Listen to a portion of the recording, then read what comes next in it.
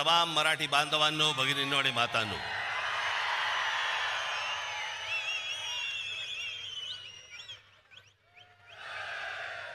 मी तुम्हाला सर्वांना योग्य वेळ सांगेन त्यावेळेला घोषणा द्यायच्या. तोपर्यंत आपण शांत राहा. आज अनेक वर्ष रखडलेल्या याची कारणं कोणालाही देता येणार नाहीत, सांगता येणार नाहीत, कारण कळलीच नाहीत की इतकी वर्ष या निवडणुका घ्यायला का लागल्या, कशासाठी लागल्या. 4 वर्षापूर्वी मुदत संपून देखील या महानगरपालिकेच्या निवडणुका का होत नव्हत्या. मला असं वाटतं की का होत नव्हत्या हे पहिल्यांदा याचं उत्तर हे आत्ताच्या सरकारने दिलं पाहिजे. आणि मग इतक्या वर्षानंतर ज्या वेळेला निवडणुका होत आहेत त्याच्यानंतर ज्या प्रकारचा गोंधळ या महाराष्ट्रामध्ये आत्ता सगळा सुरू आहे,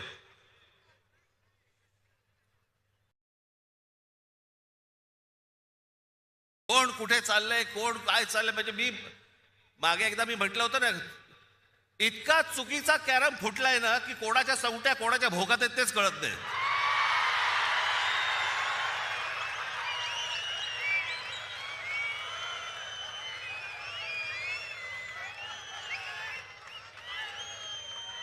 प्रत्येकाला विचारलं लागतं आज कुठे. काही जण तर वेडे पिसे झालेत, वेडे पिसे.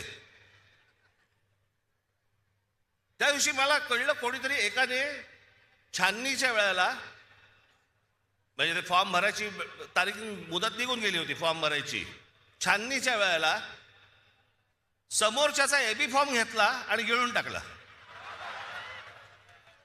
बरं, वेळ नव्हता, दिवसही नव्हते. एखादा दिवस मिळाला असता तर सकाळी बाबा वाट तरी बघता आली असते त्याची की एबी फॉर्म बाहेर येईल, बाहेर येईल, बाहेर येईल, मग नंतर फॉर्म भरू.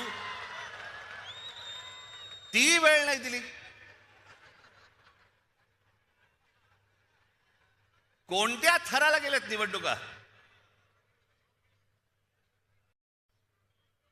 या महाराष्ट्रामध्ये 60-60, 70-70 माणसं उमेदवार सत्ताधारी पक्षाचे बिनविरोध निवडून येतात. तिकडच्या मतदारांचा मतदानाचा अधिकार पण त्यांना देणार नाही तुम्ही. काही वेळेला तर दहशतीतून आणि काही वेळेला जास्तीत जास्त वेळेला तर पैसे